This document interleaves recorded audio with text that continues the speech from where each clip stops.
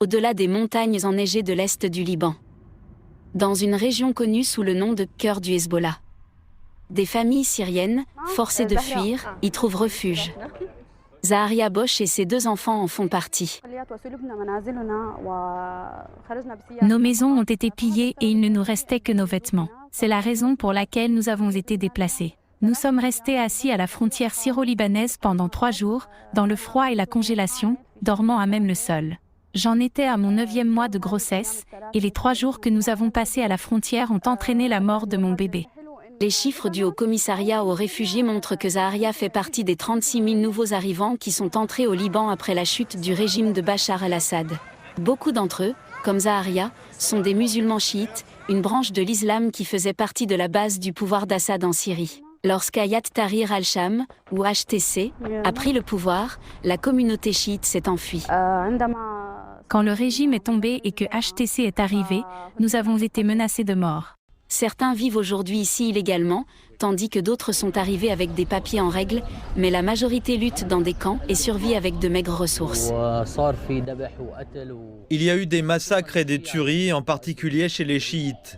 Pour protéger nos vies, notre sang et notre honneur, nous sommes partis. Les HTC n'ont pas répondu directement aux informations faisant état de menaces, mais ont promis de protéger les minorités religieuses. Et lors d'un dialogue national cette semaine, le président provisoire de la Syrie a promis un gouvernement inclusif. Mais les groupes minoritaires disent qu'ils craignent toujours d'être persécutés s'ils retournent dans leur pays, tandis que d'autres Syriens qui sont rentrés ont dû faire face à de nouvelles difficultés, ce qui a provoqué une vague de migration inverse vers le Liban. Selon le HCR, depuis la chute du régime Assad, près de 90 000 personnes ont traversé cette frontière de la Syrie vers le Liban. Parmi elles, environ 20 000 qui ont fui le Liban lors des frappes israéliennes, espérant un nouveau départ en Syrie, mais qui sont revenus au Liban, cherchant un nouveau refuge ici. Mohamed Al-Dabi était l'un d'entre eux.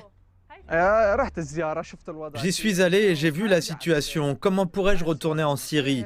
On voit des scènes qui brisent le cœur et elles sont dévastatrices.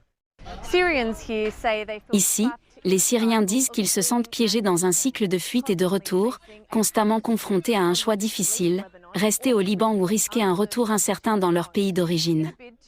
Afin de les aider à prendre cette décision, le HCR est actuellement en pourparlers avec les autorités des 2 côtés de la frontière pour permettre des visites afin d'aller voir où un membre de la famille peut se rendre chez lui pour vérifier les conditions en Syrie tout en gardant le droit de revenir au Liban. Mais pour beaucoup, même un simple coup d'œil rappelle que nulle part on ne se sent vraiment en sécurité et que la maison n'est plus un refuge.